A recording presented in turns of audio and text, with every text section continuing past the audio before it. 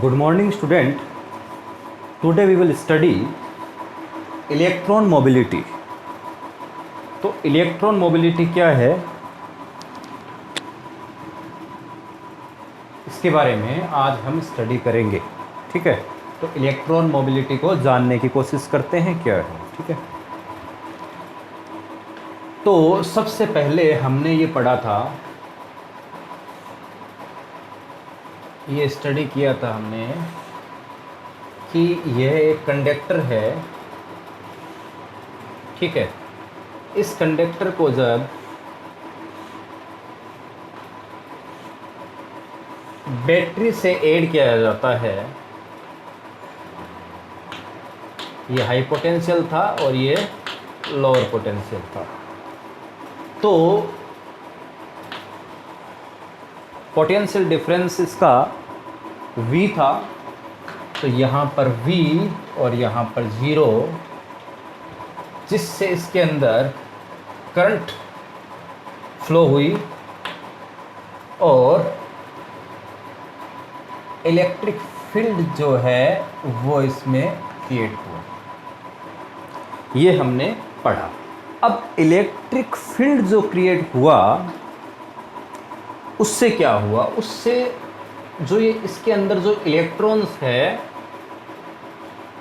वो मूव करने लगे, और मूव ही क्या, वो ड्रिफ्ट करने लगे। जिस और किस से ड्रिफ्ट किए, वो वीडी वेलोसिटी से वो ड्रिफ्ट करने लगे, जिसे हमने ड्रिफ्ट वेलोसिटी कहा था, और ड्रिफ्ट वेलोसिटी को हमने अच्छी तरीके से समझा भी था।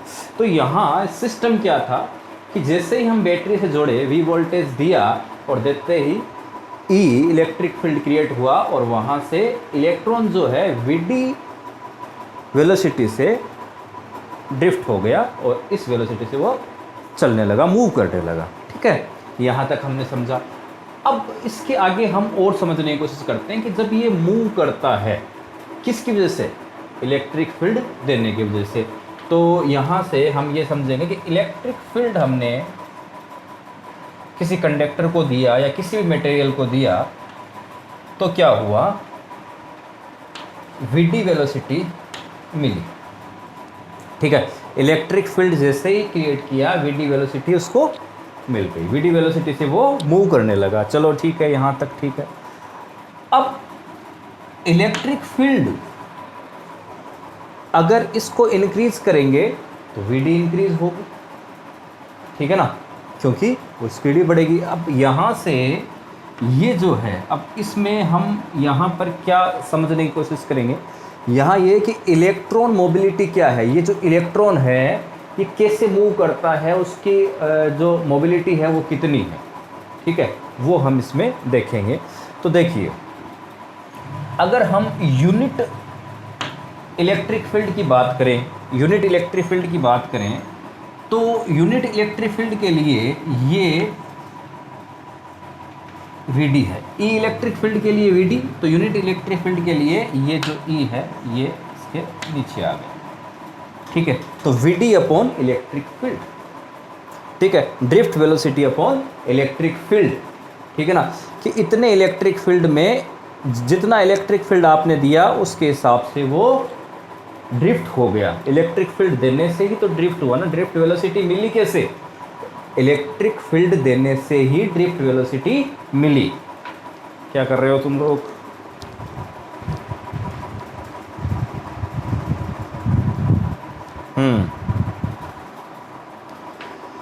तो यहां तक कोई प्रॉब्लम नहीं है तुम लोगों को? ठीक है, तो यहां से हम इसकी डेफिनेशन को समझ सकते हैं कि ये जो मोबिलिटी है, ठीक है ना, ये जो मूव हुआ है, ये मोबिलिटी है वो कितनी है। तो यहाँ से मोबिलिटी की जो डेफिनेशन वो क्या है, यूनिट इलेक्ट्रिक फील्ड में जो यूनिट इलेक्ट्रिक फील्ड क्रिएट होने से जो इलेक्ट्रॉन को वेलोसिटी मिलती है, ड्रिफ्ट हुआ है, वही आपकी मोबिलिटी, इलेक्ट्रॉन मोबिलिटी कहलाती है। तो यहाँ पर इसको आप लिख सकते हो म्यू ई, इलेक्ट्रॉन मोबिलिटी। ठीक है, इलेक्ट्रॉन मोबिलिटी यहाँ से आपके समझ में आ गया। तो इसकी डेफिनेशन भी समझ में आ गई। यूनिट इलेक्ट्रिक फील्ड पर जो इलेक्ट्रॉन ड्रिफ्ट हुआ है, जो उसको वेलोसिटी मिली है, वो आपकी हो गई इलेक्ट्रॉन मोबिलिटी। ठीक है, यहाँ तक आपने समझा कि इलेक्ट्रॉन मोबिलिटी क्या है। अब ये इलेक्ट्रॉन मोबिलिटी की हमें क्यों ज़रूरत पड़ी, इसको हमने क्यों काउंट करना पड़ा, इसको किस प्रकार से क्यों काउंट करना चाहिए इसको, और क्यों करना पड़ा, ये हमें समझना है। देखो इसमें क्या है कि जैसे हम अलग अलग प्रकार के मटेरियल लेते हैं, ठीक है ना, वेरियस मटेरियल लेते हैं। जैसे हमने लिया कंडक्टर लिया, कभी सेमी कंडक्टर लिया, ठीक है ना, कभी और कोई जो है वो मटेरियल लिए, ठीक है ना। तो अलग अलग मटेरियल पर भी हमने इलेक्ट्रिक फील्ड जो है वो यूनिट दिया, यूनिट इलेक्ट्रिक फील्ड सबको दिया।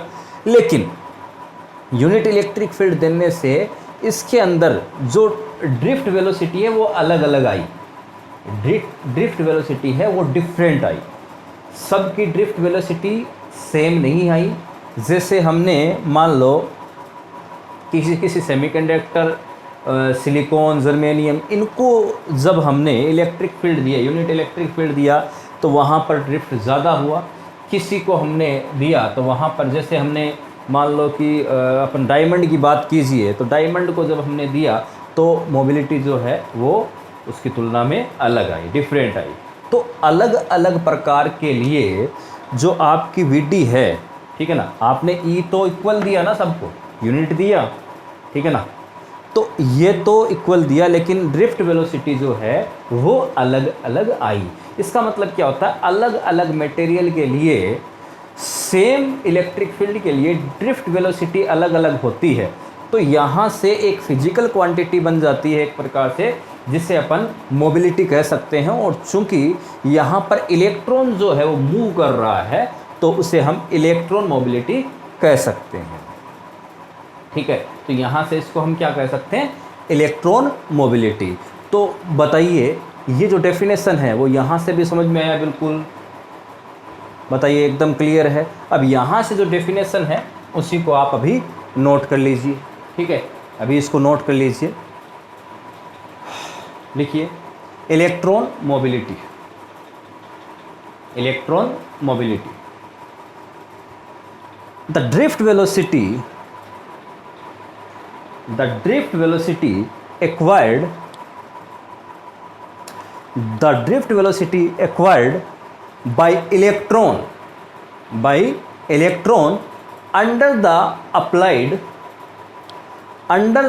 applied unit electric field is called electron mobility, denoted by mu e,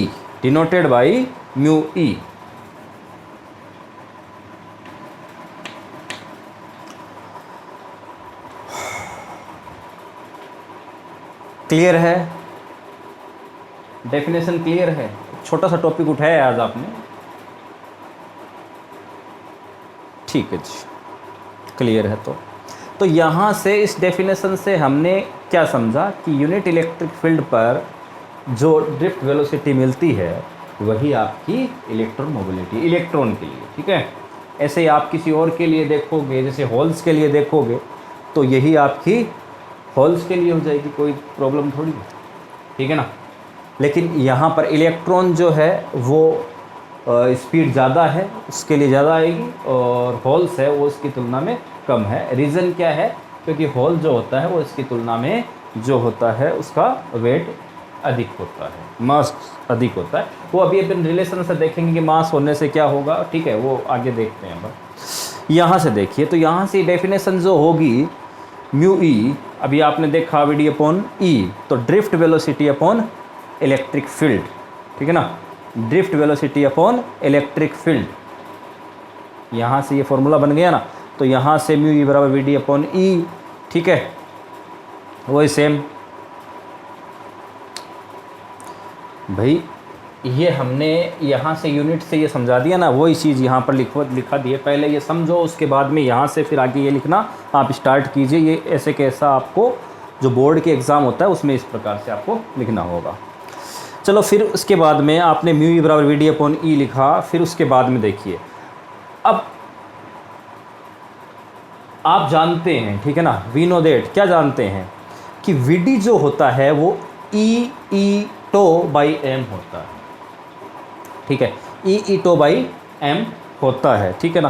तो यहाँ से अगर ये होता है तो अब इसको, ठीक है ना, इसको हम पुट कर देते हैं उसमें, ये जो इक्वेशन है v d equal to e tau by m, इसको इसके अंदर पुट करो तो यहाँ पर आ जाएगा ई टो बाई एम अपॉन ई से ई कैंसिल हो जाएगा तो ई टो बाई एम आ जाएगा, ई टो बाई एम आ जाएगा। तो यहाँ से कोई प्रॉब्लम नहीं है आपको, यहाँ से ये बिल्कुल क्लियर हो गया एक फॉर्मूला। और ये आपका जो इलेक्ट्रॉन है, इलेक्ट्रॉन मास है, तो ये जो मास है वो इलेक्ट्रॉन का दिखा रहे हैं, ठीक है, और आपकी मोबिलिटी के बीच में ये रिलेशन आ गया, ठीक है, ये रिलेशन आपका आ गया, ठीक है जी, यहाँ से भी कोई प्रॉब्लम नहीं है।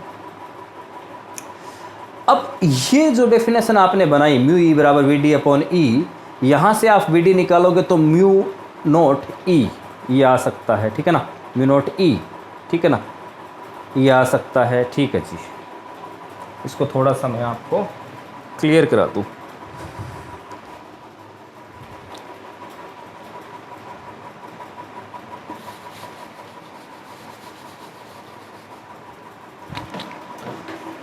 यहाँ तक क्लियर है, इसको हमने इस प्रकार से लिखा, ठीक है।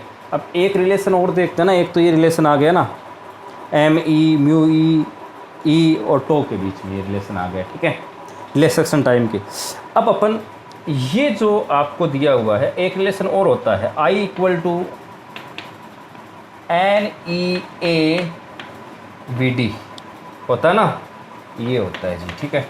अब इस जो इक्वेशन है इसमें से वी डी का मान इसके अंदर रख देते हैं तो आई इक्वल टू क्या आएगा, एन ई ए म्यू ई, एन ई ए म्यू ई, ये आ गया जी एक और रिलेशन, ठीक है ना, ये रिलेशन और आ गया।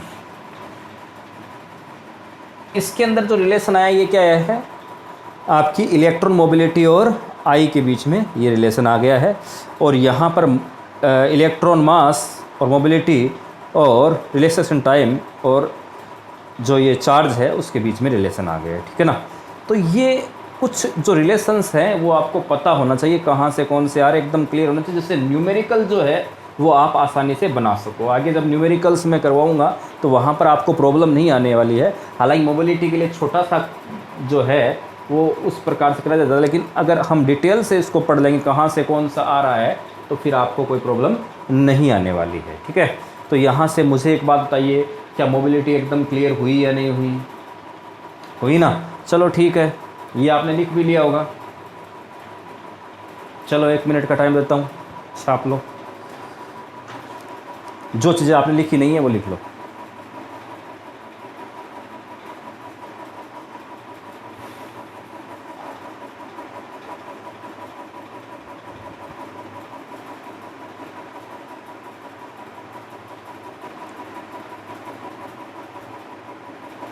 और ये आपके समझ में आ गया ना, अलग अलग प्रकार के मटेरियल के लिए अलग अलग मोबिलिटी होती है, ठीक है ना, ये समझिए, इसीलिए इसकी रिक्वायरमेंट हुई है, ठीक है।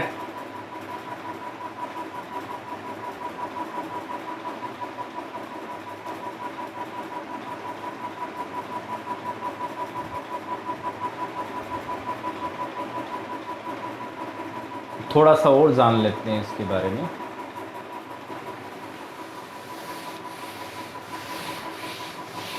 देखो छोटी छोटी चीज़ें जो होती हैं कई बार वो पूछ ली जाती हैं तो फिर समस्या ना आए, बहुत छोटा सा टॉपिक है। अब इसके जो यूनिट है वो अपन जानने की कोशिश करते हैं कि इसकी यूनिट क्या है, ठीक है। तो इसकी यूनिट निकाल लेते हैं, यहीं से निकाल लो फॉर्मूले से, इसकी यूनिट क्या होगी, ये जो म्यू है, ठीक है, इसकी यूनिट क्या होगी, म्यू ई बोलो म्यू बोलो जो भी, ठीक है। वीडी, वीडी क्या है? अरे वेलोसिटी है ना, तो ड्रिफ्ट हो तो उसकी क्या होगी यूनिट? मीटर पर सेकंड, ठीक है। वीडी की तो हो गई यहाँ तक, ठीक है। अपॉन ए की यूनिट क्या होगी? अरे ई जो होता है वो ये नहीं होता क्या, e equal to v by l, electric potential upon length. तो यहाँ से वोल्ट पर मीटर, वोल्ट अपॉन मीटर हो सकता है ना ये? अरे ये फॉर्मूला होता है ना, इस फॉर्मूले से हो गया नहीं ये, ई का फॉर्मूला V अपॉन एल, ठीक है ना।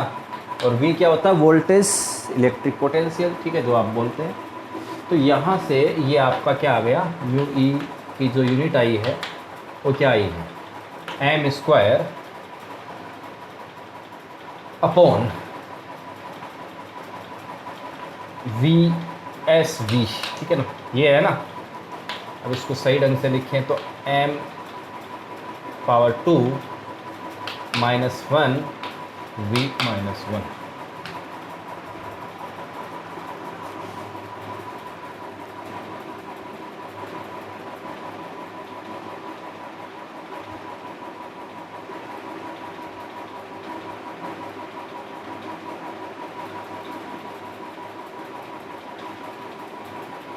क्लियर है? क्लियर है ना, यूनिट क्लियर होगी। अब देखिए इसकी एक यूनिट और बना सकते हैं, यहीं से देखिए एक यूनिट और बना सकते हैं। एक तो ये हो गई, ठीक है, ये तो एक हो गई इसकी। सेकंड और देख लेते हैं, सेकंड क्या बन सकती है। सेकंड देखो फॉर्मूला यही है, ठीक है। तो मीटर अपॉन सेकंड, मीटर पर सेकंड, और यहाँ से ई जो होता है वो ई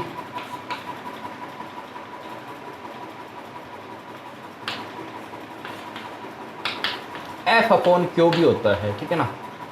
एफ अपॉन क्यू भी ई होता है, ठीक है ना।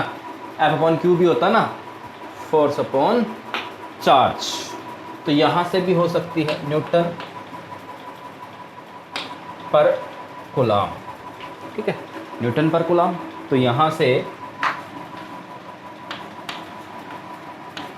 इसकी एक यूनिट और निकल सकती है, m coulomb, metre coulomb upon newton second, ठीक है, ये हो सकता है। तो m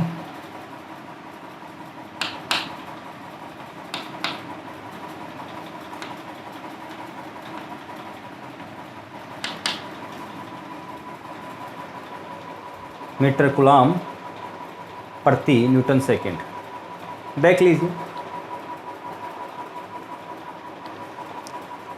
क्लियर है? कोई प्रॉब्लम? एकदम सिंपल चीज़ें देख रहे हैं, बहुत सिंपल चीज़ें, ठीक है, लिख लीजिए इसको।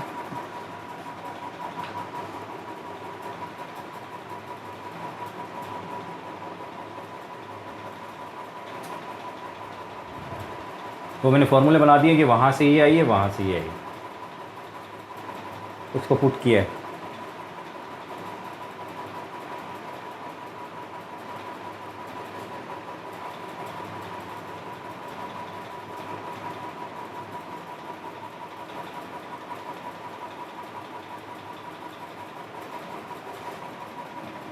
अब हम देखेंगे डायमेंशन।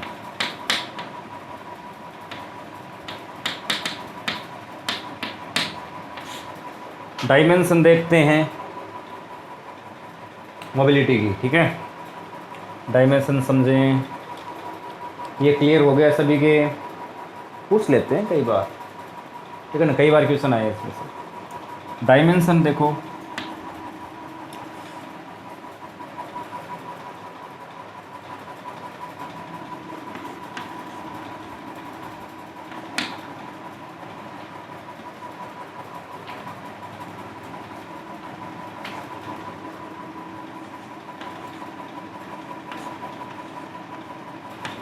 तो यहाँ से अपन वी डी को लिख सकते हैं डायरेक्टली M1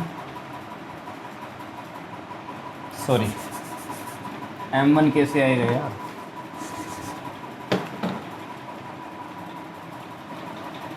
मीटर पर सेकंड है ना, L1 T-1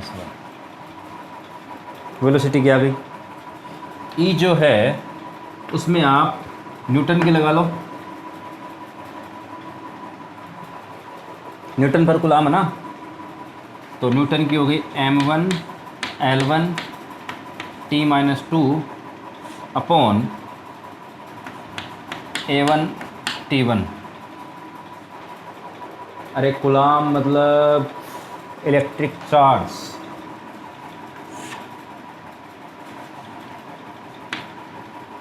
Q equal to क्या होता है,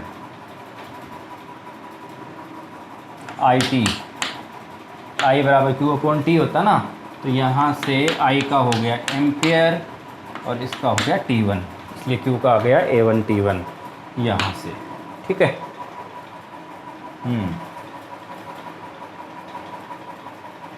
अभी इसको थोड़ा सॉल्व कर लें, तो ये कैंसिल हो रहा है, ठीक है।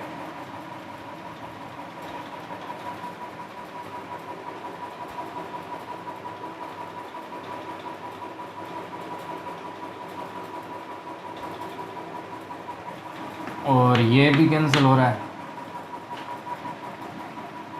और ये ऊपर जा रहा है,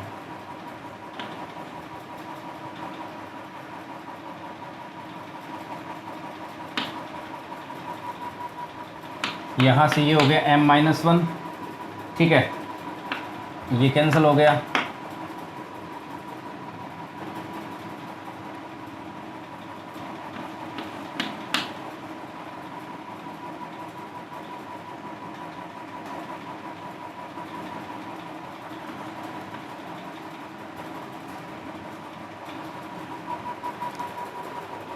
क्लियर है ना कैसे आया, देखो L1 से L1 कैंसिल हो गया, M1 ऊपर गया, M1 माइनस आ गया, अब ये T1 है और ये T1 ऊपर जाएगा, A1 T1 यहाँ पर जाएगा, इससे कट जाएगा, ठीक है, तो ये आ जाएगा और ये T2 जो माइनस का है वो ऊपर जाएगा, तो यहाँ से ये जो है पॉजिटिव हो जाएगा T2, ठीक है, प्लस में आ जाएगा, तो ये यहाँ से इसकी डायमेंशन आ गई है। अब यहाँ से कुछ रिजल्ट और हम समझ सकते हैं, क्या रिजल्ट समझ सकते हैं कि यदि ये जो है M, ठीक है ना, मास को यदि इंक्रीज करते हैं, ठीक है, मास इंक्रीज होगा तो म्यू ई डिक्रीज होगा, ठीक है ना, मास इंक्रीज होगा तो मोबिलिटी है वो डिक्रीज होगी, ठीक है, ठीक है, एंड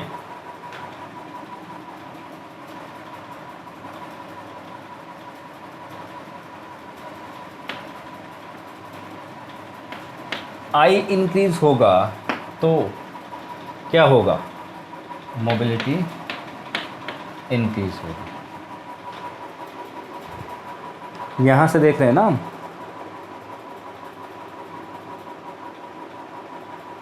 कुछ रिजल्ट ऐसे कुछ समझ जाने चाहिए, जैसे भी कोई क्वेश्चन आता है कंपटीशन में, छोटे जो क्वेश्चन आते हैं उसके लिए ये थोड़ी क्लियरिटी होना ज़रूरी है। तो यहाँ पर डायमेंशन भी क्लियर हो गई, ये भी क्लियर हो गया, बताइए बिल्कुल क्लियर है, क्लियर है तो आगे चलते हैं, क्या देखो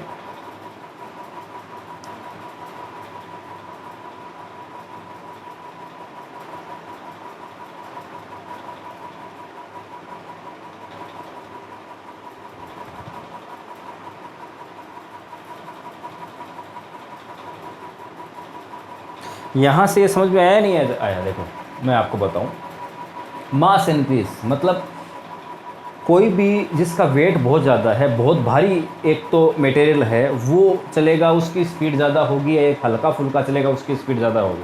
ये तो आपको पता है ना, जो भारी होगा उसकी स्पीड उतने ही फोर्स देने से तो कम ही होगी ना। समान फोर्स लगाएंगे तो भारी जो वस्तु है, जिसका वेट ज़्यादा, जिसका मास ज़्यादा है, वो धीरे चल पाएगी, और जिसका वेट कम है वो ज़्यादा चल पाएगी उसी फोर्स में, सेम फोर्स में। तो ये आपके समझ में आ गया होगा, ये थोड़ा सा क्लियर कीजिए कॉन्सेप्ट, ठीक है।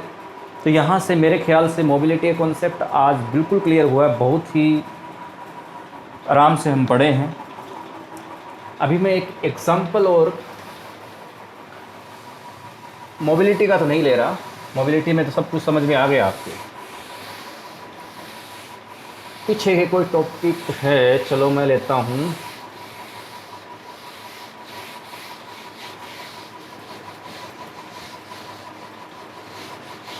रेजिस्टिविटी, रेजिस्टेंस का लेता हूँ, ठीक है। रेजिस्टेंस का एक एग्जांपल करते हैं, रेजिस्टेंस का एक एग्जांपल कर लेते हैं। मिटा दूँ इनको, ठीक।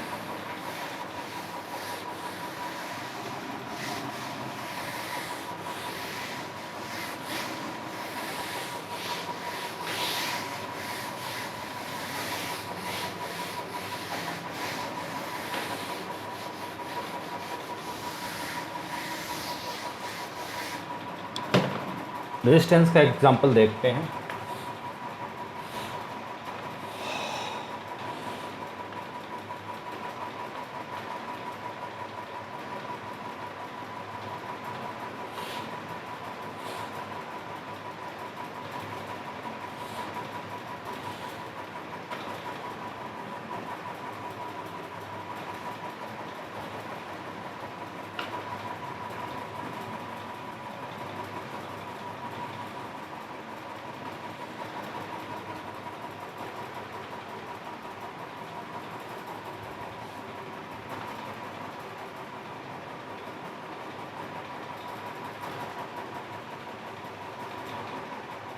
इनको एज्यूम कर लेते हैं, ये ए और ये ऐसे, ठीक है ना, ये डब्बा बनाया है, ये ऐसे, ये इसको बी और इसको सी, ठीक है जी, क्लियर है। यहाँ से इलेक्ट्रिक करंट इसमें जा रहा है,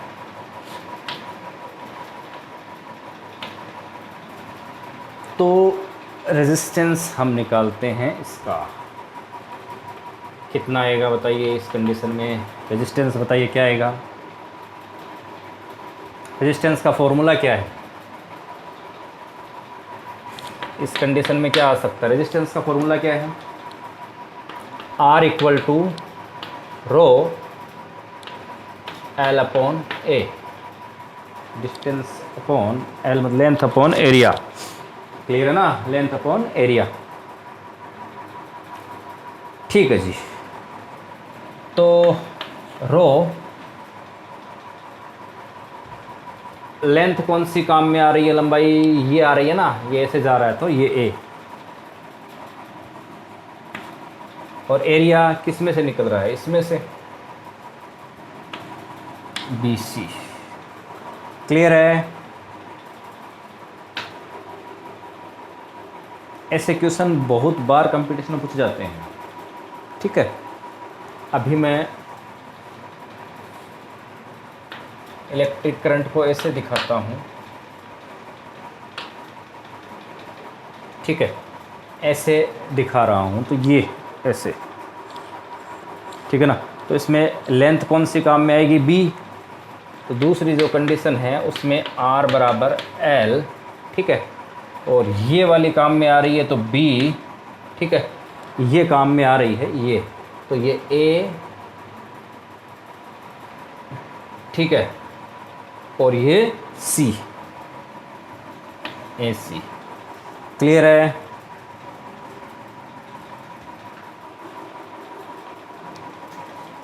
क्लियर है ना।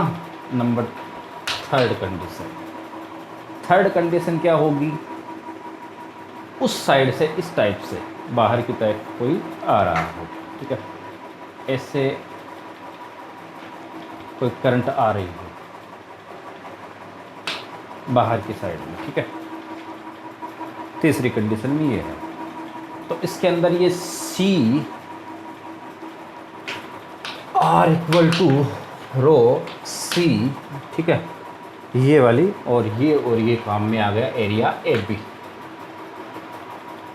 क्लियर है?